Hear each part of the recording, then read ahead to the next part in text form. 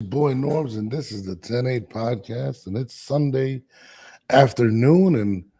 And last night was a weekend of boxing again. I was watching Clarissa Shields fight at heavyweight, won the belt pretty damn easily at heavyweight for the ladies, and knocked the opponent out in the second round with a nice cross. It was a good fight. I mean, it wasn't a good fight. Whatever. What did we actually expect? You know what I mean? Shaka Ring, what's good? What's good? Yeah, it wasn't really interesting to fight, but it is what it is. But she's definitely Clarissa said that she wants to continue to try to get the best fights and look for the best competition. And she's going up in a way as opposed to anything else. But it, I'm not gonna lie.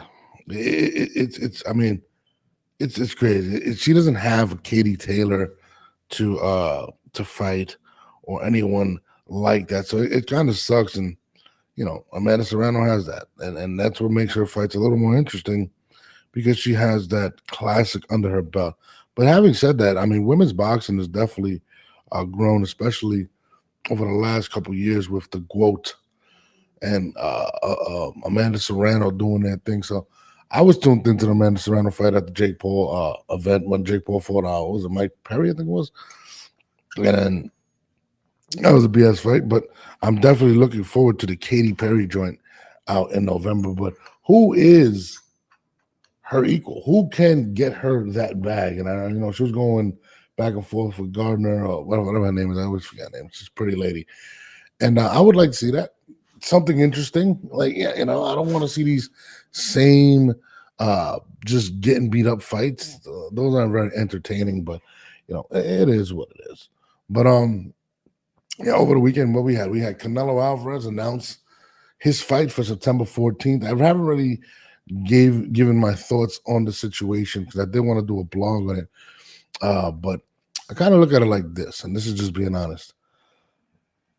And it's crazy because I kind of let a couple days pass by, read more comment after more comment, and to see who's saying what. And a lot of people that I know that are really big supporters of Canelo have kind of been let down. And it's crazy because the Jaime Munguia stuff, people weren't let down. They were let down, but at least Jaime Munguia was a good fighter. Jaime Munguia was somebody with a good record. But again, I feel like fans are getting fed up with the, who's next at 168 if it's not who we want, which is, of course, everybody knows, David Benavidez, which makes it more frustrating for everybody. But again, even that, like I thought, and this is just me, I thought maybe this was a lead up or a tune up for a possible Terrence Crawford fight. And the Saudi prince came out and said that he's going to give him a very good offer to try to make the fight happen versus Terrence Crawford. Now, when I seen this fight booked, I thought that this was pretty much just a setup to go fight Terrence Crawford afterwards. But seeing the fact that it isn't in place and it is Edgar Berlanga, it's a rough situation, to be honest with you. I mean, not a lot of boxing fans, if you watch boxing, not if you're a casual fan or just pops in whenever it's a big fight. A lot of people are not excited, whether you're Puerto Rican, Black, Chinese, or whatever. I mean, I'm not very excited for the fight, and I hate the fact that they're marketing it Puerto Rico versus Mexico on Mexico Independence Day or whatever the hell it is. I'm just being honest. I mean, I don't know one Puerto Rican that actually wants this fight, that actually wants to see this fight. And to me, this what makes it the more disappointing because Puerto Rico versus Mexico does have a rich history with fights like Chavez versus Hector Camacho, Oscar De La Hoya versus Trinidad, even Miguel Cotto versus Canelo at one point. And this falls way short in comparison. And it's simply because of the opposition. And I don't think people truly understand it. And to market something Puerto Rico versus Mexico, Puerto Rico has to be literally involved or wants to be backing the situation. And I don't know any Puerto Ricans that are sitting there very excited or even believe that they have a fight. And I actually have got inboxes about it. A lot of people have hit me, and it's just sheer disappointment at this point. People are not very happy that this fight is taking place. Now, again, Edgar Berlanga gets the chance of a lifetime to try to surprise everybody and win this fight, but nobody believes he has a skill set or anything to actually pull this off. Not even that, he doesn't have the momentum, which makes it even worse. He didn't have a big victory against anybody at 168. And it makes it tough. And I know my man from Trap Life is going to be like, well, Norbs, you sound biased at this point. But this has nothing to do with a rivalry of Puerto Rico and Mexico. And I'm going to break it down to you. First of all, when you're from New York and you're a Puerto Rican, it takes a lot to earn the respect of the island. A lot of Puerto Rican fighters go without that support from Puerto Rico because they're not native from there or were born or were raised in Puerto Rico. Ironically, Miguel Cotto, I think, was born in the Bronx but was raised in Puerto Rico, so they considered him more Puerto Rican, so people got behind him. Felix Trinidad. Even with Hector Camacho, I think Camacho was born in Puerto Rico, but he was raised as a New Yorker. He had to fight for the love of the Puerto Ricans, and it was winning bid fights. In fact, when he fought Rosario, the island was split between Rosario and Puerto Rico was split between the island, which was Rosario, and New York, which was Camacho. And I remember just growing up, and Puerto Ricans are very prideful. Whether you're from here or you're from Puerto Rico, there's some type of divide. Now, I don't believe Puerto Rico is behind this fight at all. And it's very premature. It's very premature. And it sucks for Edgar Berlanga because I don't think he's going to get, he's going to get the check he's going to get, but I don't think this fight's going to get the love that it should get. There's literally no excitement for this fight to happen. And it's more so people disappointed that it did. And if you're marketing to Puerto Rico versus Mexico, it's hard to do that when not the Puerto Ricans nor the New Yorkers are actually behind this fight. So, if you're a casual, I think possibly people, they're going to market it like that to get people to, I guess support this fight.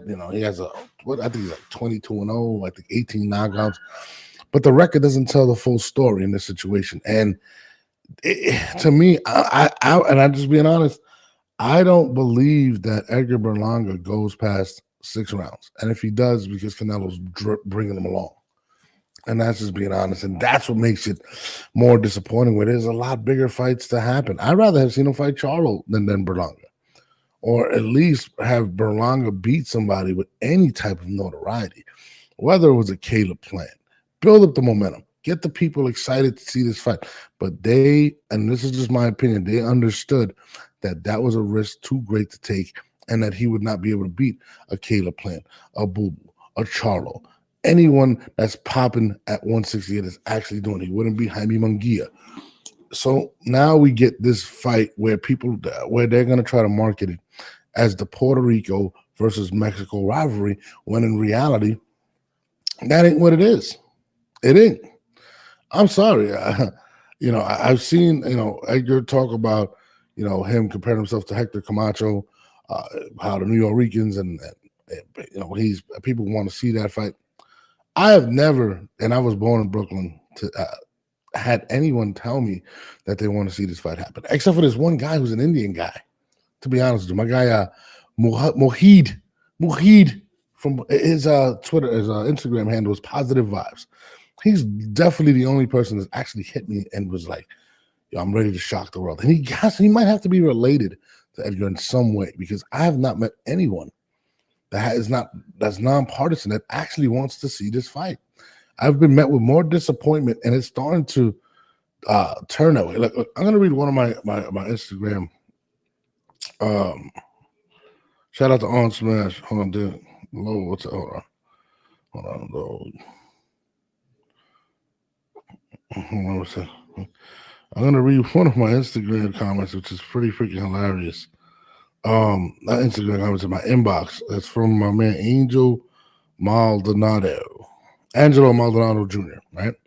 So I'm gonna read this, and this I think is the general consensus with a lot of Puerto Ricans. And he writes, I'll speak on behalf of Puerto Ricans.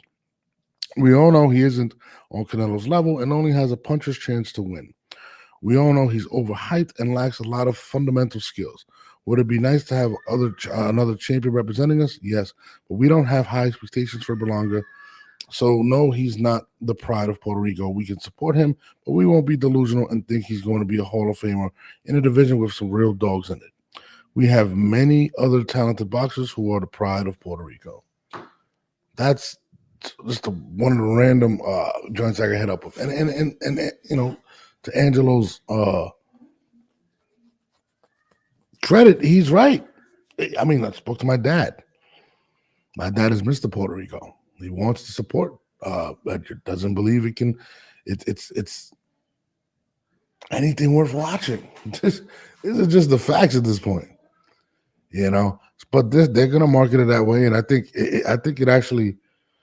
The only person, in my opinion, winning in this situation is basically monetary wise, which would be Edgar, because I think after this fight, I think depending on how Edgar looks, if he gets knocked out, I think it's over for him. I don't think he beats anybody at 168 anyway. Or at 175, he's stuck in a bad situation. He's just not it, right? Canelo is starting to lose a lot of love from a lot of his supporters. I'm a big supporter of Canelo, and we don't want to see this. I'd rather see him retire at this point than fight some of these guys that he's fighting. It's just not exciting, and it's not like Canelo's not charging anybody. His fights are on fucking pay-per-view. So us supporters are getting the short end of the stick with the fights that he's actually taking. You know, I mean, at least Jaime Munguia beat Ryder in an impressive fashion and knocked him out, and he had 40+ wins. And it was still questionable. Now we're looking at a guy that he's fighting that literally his last two fights was coming off of a suspension where he bit someone, and some 18-0 Irish guy that nobody ever know. I had no clue who this guy was, and he gets the fight off of that. And it just shows the unwillingness of his promotional team to put him in harm's way with a great fighter to maybe take the risk to bring more hype to this fight because they didn't believe that he would be able to win. And I think that is what's concerning about this fight. And I think that's why I don't think the fight's going to do well. I don't even think Mexico is going to be hype about this, even though it is Mexican Independence Day. I don't see anyone talk. I don't see no hype about it. Every post that I've read, every tweet that I've read has been met with. Yeah, I'm disappointed. Ashley Woodruff, my homegirl from back in the day, one of the biggest Canelo fans. She wrote that, pulled up, and was like, "I'm disappointed in Canelo. Like, this is just not what we want to see as fans." And this is somebody that flies to the Canelo fights, goes out, spends money. And this is what you're getting if you're a Canelo fan. I think, you know, it's starting to kind of wear on us. Like, you know, it's cool. Yes, he's earned the right to do what he wants. But we've also earned the right to say, hey, we're not paying for shit that we don't want to watch. And I think Canelo may be met with a situation where this fight may hurt him more than help him. To be honest with you, I didn't even want to see Chris Eubank Jr., but I'd still rather see that. Well, I don't know. Chris Eubank is a better fighter than Edgar Berlanga, but it is very interesting to see the reaction from a lot of people. I mean, we can go through the post. Like, I posted on my Instagram, and you know, let me see. Let me look at my post real quick. Let me see what I got here. I'm going to go through my posts. Boom, boom. There's one guy that actually said it's a great. I want to read one from. I don't want to be biased. My man David Flatt. He says, let me see what he says. He writes to me. He says, "Bro, that fight is gonna do numbers. Berlanga got Fat Joe and them niggas behind him, putting gas behind what he's doing, and his record is gonna make people tune in. Casuals gonna say Berlanga don't got a chance." But people that don't really know boxing is going to think he has a chance. I think he meant it the other way around. And that's what he wrote. That's my shout out to my guy Flat. He does all call outs mandatory. Listen, I don't know if you know the Puerto Rican community. We're not blind spenders. You know what I'm saying? I just don't see the Puerto Rican community getting behind this. Let me read some of these comments. It's Puerto Rico, it's Mexico. It's Berlanga's biggest payday ever. It's the biggest fight ever. It's his biggest fight ever, and it could be Canelo's easiest win ever. That's what Fab TV wrote. Um, I mean, laughing emojis. My man Trap Life, Trap and Destroy on Instagram _ writes. He just puts the flags. My positive vibes puts my. I don't know what the hell he put. Berlanga, and then Berlanga gets knocked out. Berlanga fan, but he's gonna have to come to fight. And that's Al Citron. Nobody wants to see that shit. We want the Mexican monster. That's the reaction I'm getting. I don't know what reaction he's been getting, but I have not. I cannot imagine that it's any different than what I'm seeing right now. I mean, yeah, it's crazy. Hold on. Some people, whatever. I guess some people. My man told me he's excited. It's not being met with much, whatever. But what does Canelo have left in the tank? Does he even want to do this? I think you got to start questioning that. If you're gonna keep taking fights like Berlanga, people are not gonna want to watch you anymore. Are you gonna say let's go fight Terrence Crawford? Are you gonna go fight the Mexican monster? Is that what's left for him at this point to retire? Or is Canelo just picking up check to check to check to check? I already just donated $70 million of his own money to a youth organization. So I don't know. I don't know what Canelo is doing at this point in regards to his career, but it just seems like he's just padding his bank account at this point because nobody on the planet wants to see this fight. I don't. But I mean, you guys tell me in the comments what do you think? But I'm gonna keep it real. Again, like I said before, deeming this Puerto Rico versus Mexico and showing all of the great Puerto Rican champions that fought great Mexican champions in order to sell this is kind of disrespectful because a lot of those guys put in that work. Whether you were Camacho, whether you were Cotto, whether you were Trinidad, whether you were Chavez, De La Hoya. And what I mean by work is not just regular matchups, because yes, Edgar Berlanga has put in work, training and stuff like that, but made it to what it was in regards to having big victories. And that's just what it is. He said, has Edgar ever went the distance? Yes, he's went the distance a couple times. All his wins aren't by knockout. Most of his last few fights have been to the distance. But that's my point. That's my point with people. Like, it is a little disrespectful to the greats that came before us, especially the Puerto Rican champions. That this is being deemed. It is literally a fight with someone that's not ready. And again, I don't believe that Edgar cannot get ready or get better. But at this point, he's way too green to fight somebody of that magnitude. And people may say I'm bugging, but I don't believe anyone in the world believes he has a shot outside of the people that are inside his camp. And I don't even think I actually believe that. This is more so my opinion. And listen, let me be 100% honest. Edgar made the right move in regards to getting that check because he may never get this opportunity ever again. So he made the right decision, or his camp made the right decision taking this fight for the check. But that doesn't guarantee the rest of his career. This can actually end his career a lot earlier because he may look that bad. And then after that, I mean, he may have a couple fights, but if he doesn't have big wins, it may shorten his career. That's what I believe. I don't think he's going to be – I think his camp is looking at it in a sense where it's like, hey, listen, Edgar may not have another 10 years in the sport at a high level because he's just not that good. So we have to jump on this opportunity now, make sure we secure the bag, make sure we secure this kid's future because he may not have the talent to ever get there. And I think they carefully crafted his career over the last couple of years and kept him out of danger purposely so he can get this opportunity. This conversation happened to been happening for a while. I mean, think about it. How does it become the number one contender off of a suspension and then, gets, and then has that win? It just doesn't make any sense. So I think his management team has definitely crafted the perfect game plan, and I think that's what it is. The man says Canelo earned the rights to call the shots. He'll starch Berlanga to fight Benavidez. He'll starch Berlanga. I don't even believe he's going to fight Benavidez. I'm going to be completely honest with you at this point. I think Canelo might have zero interest in that risk, and it is a risk. This is a big man. There's somebody that walks over 200 pounds, has said that he is looking to possibly go to a heavyweight, become a heavyweight eventually.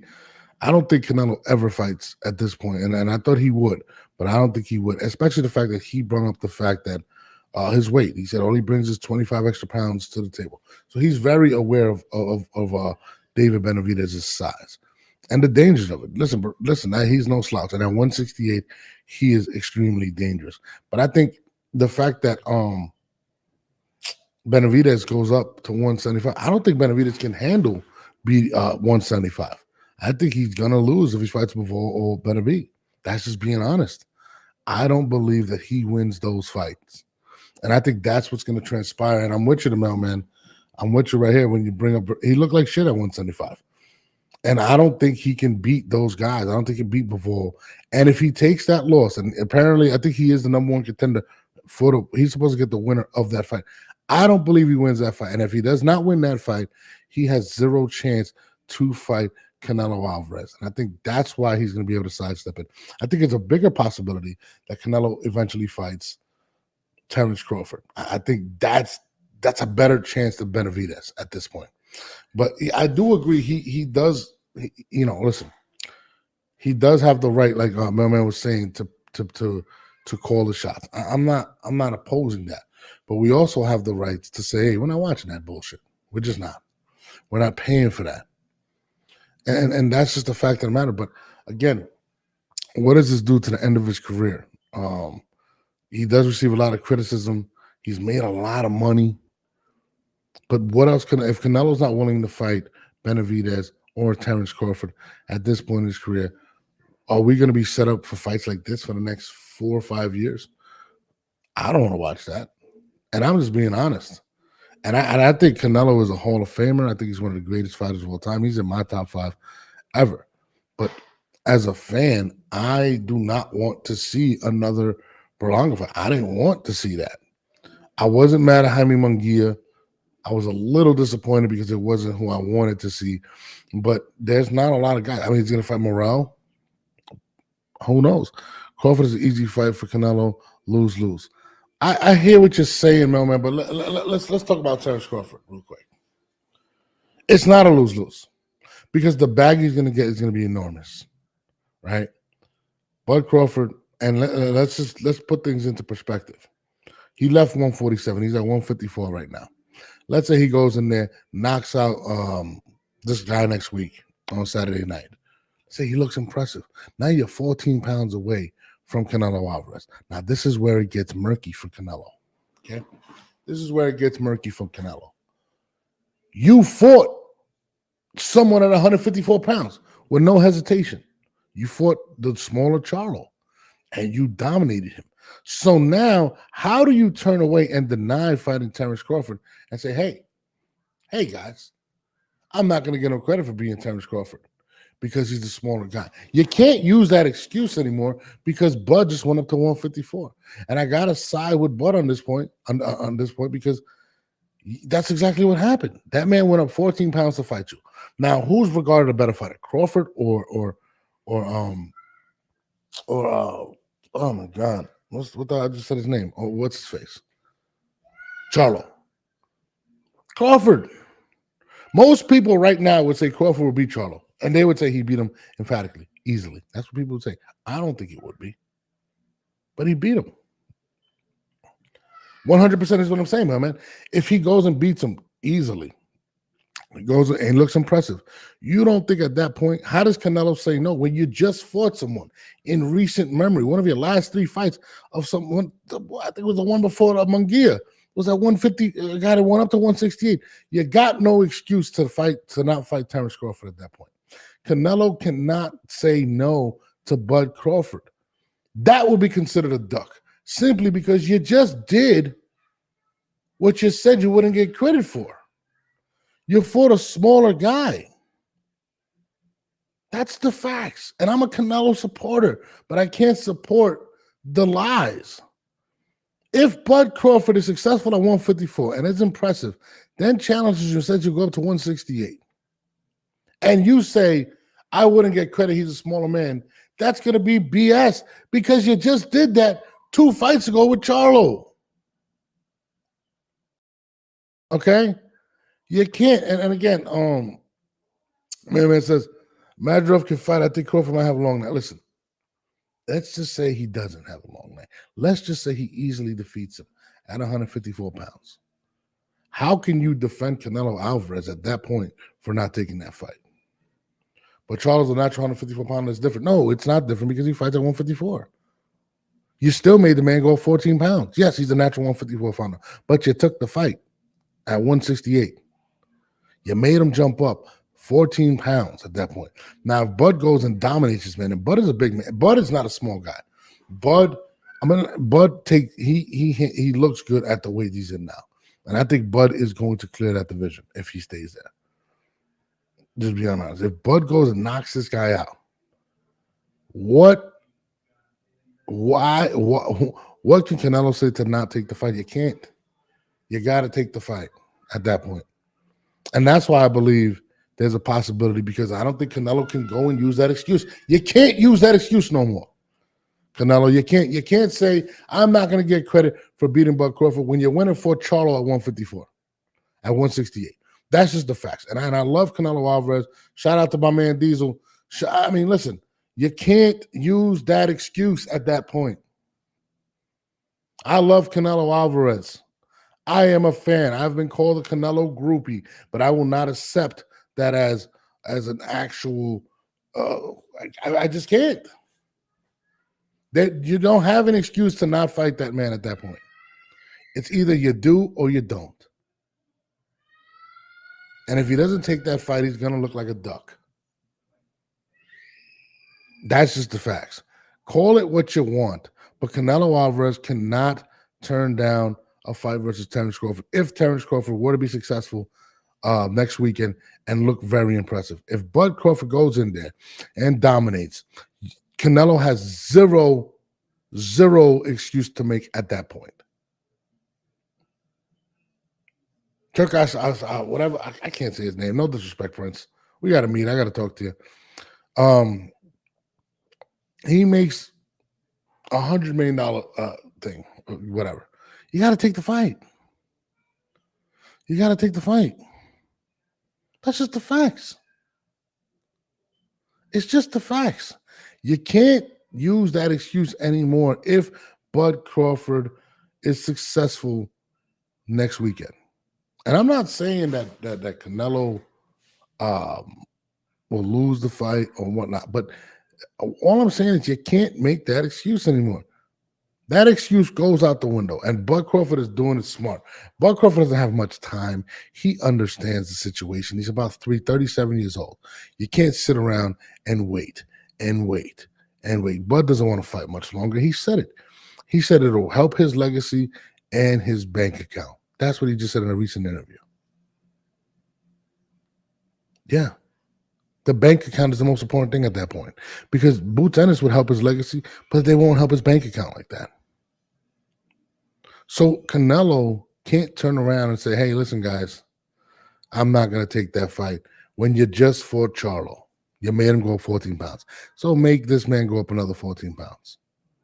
If you're going to say, oh, I mean, he's already at 154. He's officially going to be at 154 this weekend. And most people have Bud Crawford winning successfully. Now, if Bud Crawford goes in there and gets knocked out or loses, we're not going to have that Bud Crawford fight. And we'll probably continue to have Edgar Berlanga fights versus Canelo Alvarez for the next 3 to 4 years. I'm not tuning in because I don't want to watch that shit. I don't. And I'm a Canelo fan. But unless he fights Morrell or Benavidez, which I don't believe the Benavidez fight is actually going to happen, simply because I don't think Benavidez is going to be successful at 175 pounds. I just don't. And I don't blame Benavidez for saying, I want to make my own legacy and go up to 175, and I'm not going to wait on Canelo. But I'm going to be honest with you. I'd stay at 168. I continue to put the pressure on Canelo. I would not take the risk to go fight Benavidez or Bivol. Financially, it just doesn't make any sense. The people are going to continue to put pressure on Canelo. You moving up to 175 to make your own legacy, I get it. But you're not going to get that type of bag with Bivol or Benavidez. And that is just the absolute facts.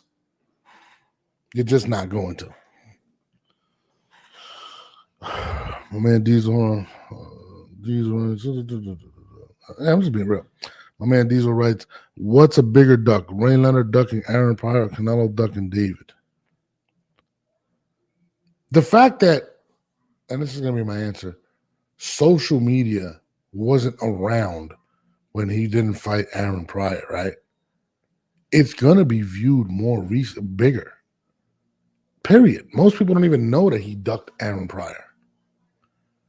The world is going to continue to talk and see the posts. The world is, social media has made it to where you can't hide anything. There's cameras everywhere. So it's going to be viewed as a bigger duck completely. I mean, and I think that's clear.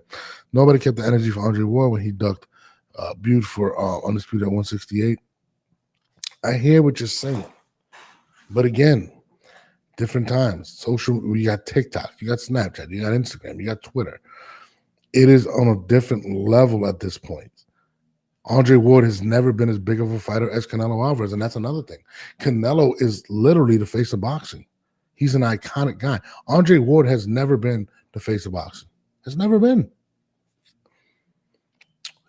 He's never been as big as Canelo. He's been respected. People believe he's one of the greats. He's a Hall of Famer. But it's not going to affect Ward as much as it's going to affect Canelo. And it's simply because Canelo is that iconic guy. People, you can say whatever you want. And I'm a Canelo fan. I'm telling you this as a Canelo fan. It is going to be something. And then listen, another thing. Mexican people will not let you live that down. They may be supporting Canelo right now, but they are going to say, hey, what's going on with this fight? I'm just being real. Joseph says, Duck Nello fanboys are going into hyperdrive on the damage control on Twitter. Who has Berlanga beat? Joseph, I'm with you. And I am one of those fanboys. I am absolutely a fanboy for Canelo. I love him. Love this man. Berlanga is not a good fight. Joseph, I'm with you. And I'm a Canelo fan. I'm with you, brother. I am with you 1,000%. This fight is absolute dog poop. The man has not beaten anyone respectable. Anyone. He hasn't had a big fight. He hasn't even had a big victory. What is the biggest victory Edgar Berlanga has had? And please do not tell me this Irish guy that he just fought. Please. It is an absolute dog shit fight. It's horrible. It's a terrible fight. These are rights. Why Bud can take easy fights on his farewell tour and Canelo can't. Canelo resume is way better than Bud's. Again, I'm gonna. These I love you to death, man. Canelo Alvarez is judged by a different bar than Bud. Okay, Bud also just came off of his biggest rival fight, which he dominated and knocked him out. Errol Spence. Okay, so he did that. Canelo's biggest rivalry in his career, outside of Triple G, which he did, and he's still fighting, remember that, it has become Benavidez. And Crawford wants Canelo. He's not fighting Edgar Berlanga. I feel you. It's similar. It's similar to that situation, bro. He is judged on a different standard, and people may say that's not fair, but it is. It is who he is. You know what I mean? It sucks. He said, King David ducking David. You're talking about Morrell. I mean, listen, a lot of people say that too, but Morrell doesn't have the profile as Canelo, and neither does Benavidez. So yeah, people may say that, but it's not as big of a snowball effect than the Canelo situation at this point. It just isn't. And then, Morrell, I think, got like 12 fights or something like that. Canelo is, you know, he's on his farewell tour, whatever, but nobody wants to see that BS. Nobody wants to see Berlanga. Nobody, bro. Nobody, baby. It's just real talk, man. Bud, the best fighter in the world, he's just differently than Canelo. What? Bud is not the best fighter in the world. I think he's one of them. He's top 5. And he said he's just different. Yes, Canelo is literally the face of boxing. And he just beat Errol Spence a couple fights ago, his biggest rival. It's a different situation. He's accomplished that in recent memory. Canelo has not. The last time he fought Triple G was a shell of himself. People are looking at this guy at 168 and saying, hey, why haven't you fought this guy? He's been the number 1 guy for the last 3 years, and he is destroying people. That's just the facts. He destroyed Andrade. He beat Caleb Plant. Why haven't you fought him at 168? You've done everything but fight this man. And that's what people are going to keep saying. Joseph, you're a casual. You don't know the history at 168. Okay, you're going at it. Does Morrell have a belt at 168? What does he have to offer Benavidez? He's going up to 175. We're going to find out. I don't know. That is a big question. But again, the difference is that Benavidez nor Morrell have the profile of Canelo Alvarez or the expectations from the fans. Just saying. Yeah, Morrell just went up to 175. Listen, guys, and to answer everybody's question, it's going to be looked at really bad at this point for Canelo. And I think people, it's either going to be you retire or you fight Benavidez or Crawford. I don't think nobody wants to see anybody else. What's up, baby? Okay, just go outside. Okay. That's the big difference, and I think the marketing for this, and as it revs up, it's going to be hilarious because they're going to push to Puerto Rico versus Mexico, and I just don't think it's going to work. I just don't. It's just not. It wasn't the fight to take. And I knew this fight was going to go down. Like I said, I got inside people that are in the camps of Benavidez. I'm not Benavidez. Of Berlanga, and I was told right after the when he fought Munguia, they was already negotiating that weekend. Knew that was coming. That's who Canelo wants.